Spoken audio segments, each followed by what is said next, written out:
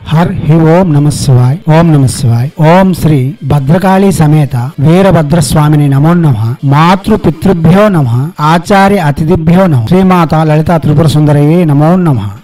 శివశక్తి స్వరూపులారా, ఇప్పుడు యోగిని విద్యలయందు 64 యోగినులు ఉన్నారని ఇంతవరకే చెప్పుకున్నాం. ఇప్పుడు 5వ యోగిని విరోధిని విలాసిని యోగిని గురించి చెప్పుకుందాం. ఈమెను విరోధిని యోగిని అని కూడా చెప్తారు. ఈమె యొక్క మంత్ర జపం చేయడం వలన మన హృదయంలో ఆమె తావరం ఉండి మనకు సకల విధములైన శక్తులను అందించగలదు, సకల గమనాగమనములను నిర్దేశించగలదు, ఎటువంటి శత్రువులైనా సరే నిర్జించగలదు, సాధన క్రమంలో ముందుకు నప్పించగలదు. ఈమె సాధన చేయడం వలన విశేషత వినమ్రత తోడ్పడగలదు. ఈమె యొక్క మంత్ర సాధన కూడా నిగమాచారము, ఆగమాచారము, దక్షిణాచారము, వామాచారము, కౌలి వామాచారము మరియు నవతంత్ర యోగంతో చేయవచ్చు. ఈ మంత్రము కూడా మనం ముందు చెప్పే విధంగానే చేయవలసి ఉంటుంది. ఆ ప్రసంగములను వినండి, అవగాహన పెంచుకొని ప్రత్యక్షంగా జపం చేయండి. 21 రోజులోగా 1,00,000 జపం గాని లేక రోజుకు 16 మాలలు గాని జపం చేయాలి. పూర్తి వివరాలకు ప్రసంగములను పూర్తిగా విని వివరములను తెలుసుకొని తర్వాతనే జపములకు ఉపక్రమించండి. ఈమె స్వయం శక్తిని పెంపొందిస్తూ స్వయం శక్తివంతునిగాను తేజవంతునిగాను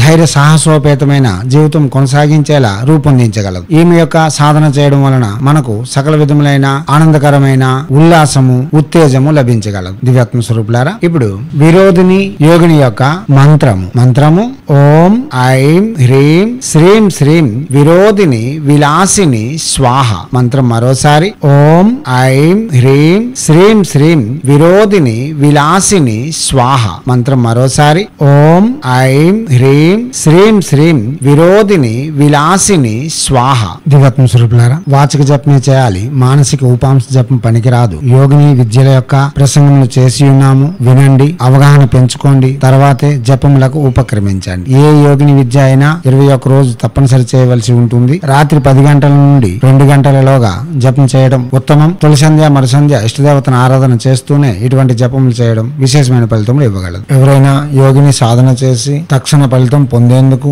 ఆవశ్యకత కలిగిన ఆకర్షణ యంత్రము, యోగిని గుటికలు మరియు యోగిని యొక్క ఆకర్షణ తావీజులు, యంత్ర విధులు చేయించుకొని జపములు సాధన చేస్తాం అనుకునే వాళ్ళు మాతో ప్రత్యక్షంగా సంప్రదించవచ్చు. దివ్యాత్మ స్వరూపులారా, చేయండి, చేసి తగ్గ ఫలితములను పొంది ఎనలేని ఆనందములతో జీవితమును కొనసాగించాలని, ఐశ్వర్యయుక్తమైన భోగయుక్తమైన ఆనందపరమైన జీవితమును కొనసాగించాలని కోరుతూ హైందవ సనాతన ధర్మ ఋషులు అందించిన విద్యలు వినియోగించుకొని భారతీయ సంస్కృతి సాంప్రదాయాలు కాపాడుతూ ముందంజలో ఉండాలని కోరుతూ ఎప్పుడు మీ సేవలో రత్నశ్రీ హిందూ సేవ సమాజ్ ఆచార్య భీమసింగ్ రైక్మర్ ఆర్ అప్ నిఖిలానంద సాగర్ మహారాజ్.